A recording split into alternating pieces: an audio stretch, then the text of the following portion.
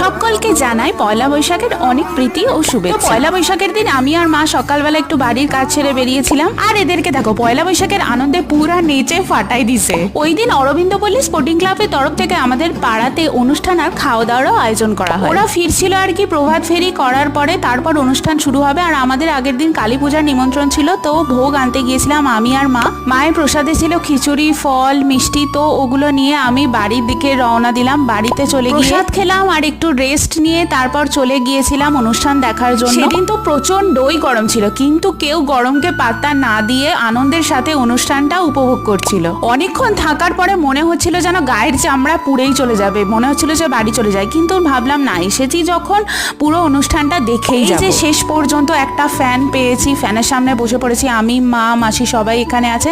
তারপর শেষে আমরা খেতে বসে পড়েছিলাম, তারপর খাওয়া দাওয়া করে চলে আসলাম বাড়ি। তো সববার বছরটা খুব ভালোভাবে কাটুক।